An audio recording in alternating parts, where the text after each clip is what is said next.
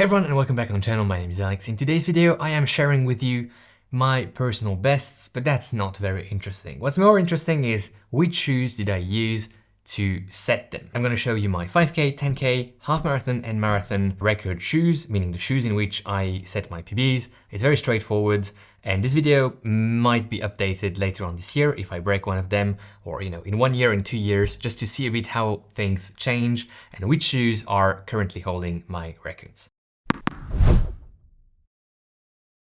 My 5k shoe is the Vaporfly Next% V1.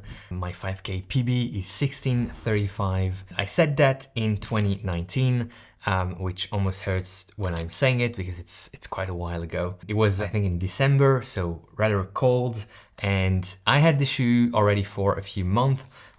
It was back then my marathon record shoe. In 2019, I ran the Berlin Marathon with this shoe. It was the first race I ever did in this shoe, in the Vaporfly Next% V1. It was, fresh out of the box for that race day, for that marathon day in 2019. And for the 5K, I think it had probably, a few extra races, but I wasn't necessarily training in carbon plated shoes back then. It wasn't the trend, and I was saving it for race day. It was really amazing for that 5k. I remember I blew up very badly in that race, racing, the first 3k probably in 9:40-ish, 9:35, 9:40. I don't have the data in mind, but then I completely blew up and I ended up in 16:35. I was hoping to go around 16:15, 16:20 that day. I was in very good shape, but I went out too hard with a group of faster runners than I was.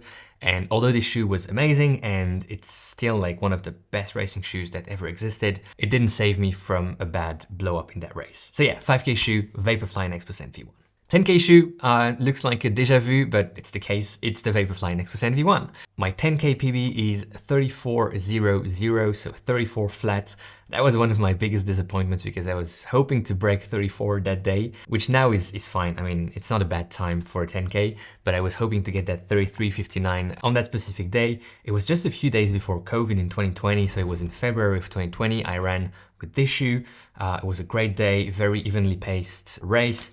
I went out 3:21, 3:22 per kilometer. I slowed down a bit in that middle section because it wasn't on pavement, it was on some dirt. So I slowed down a bit in the middle section and then I picked up the pace again. It was a very strong field. I had good runners to run with and that really helped.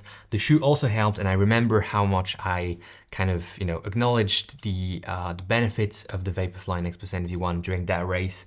I really felt the effect of the carbon plate, how rigid it was, and still today, like when I'm bending the shoe, even compared to some carbon plate shoes that released in 2024, 2025, and that I reviewed, this is still one of the best. So stiff, so rigid, such a good foam.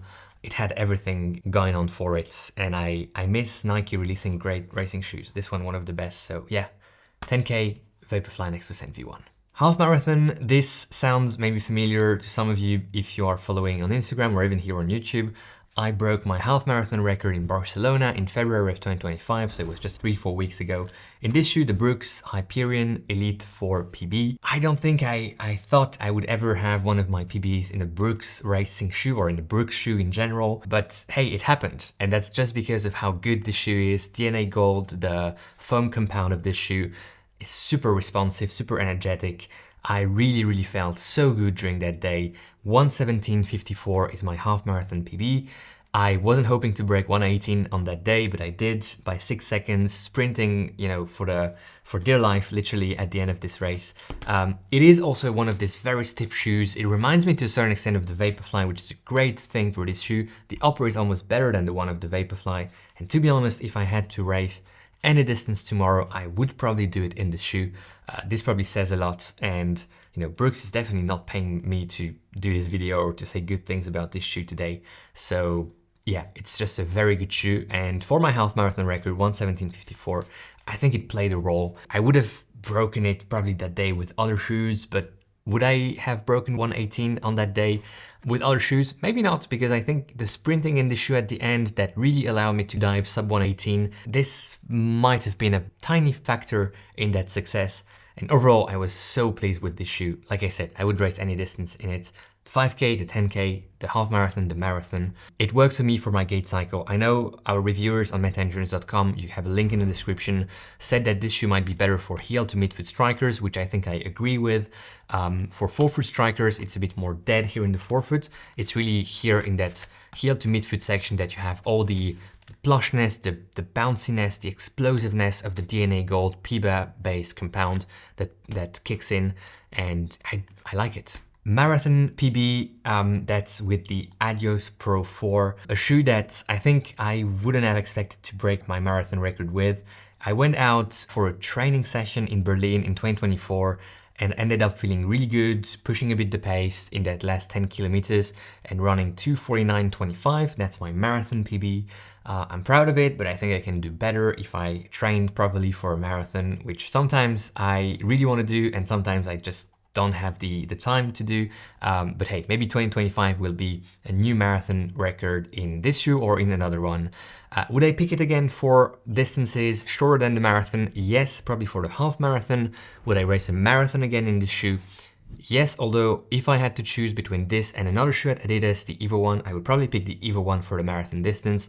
First of all, because I'm curious, I want to know how it compares, what it does to do a marathon in the Evo 1, but also because this shoe is very, very soft, and sometimes I wonder if it's not too soft and if I'm not losing a bit of efficiency in it just because of how much it compresses. It has a good decompression and the foam displacement is not an issue per se, but I feel like it's almost a touch too much, and I'd be curious to do a race in the Evo 1, especially a marathon. But yes, this is my Berlin 2024 shoe.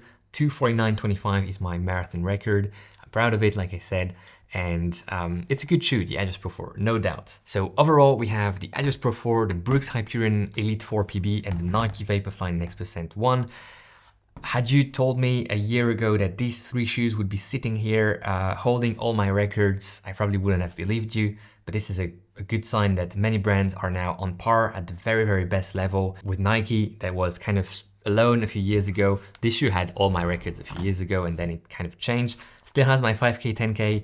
I will try to break these records in 2025 with maybe a Nike shoe or another brand. Let's see. But hey, these are the three shoes. Thanks so much for watching. Enjoy your run today. Enjoy your ride. And let me know in the comments, what's your 5K shoe? What's your 10K shoe? What's your half marathon and marathon shoe? I mean, the ones that you would use, but most importantly, the one that have your PBs today. Thanks for watching.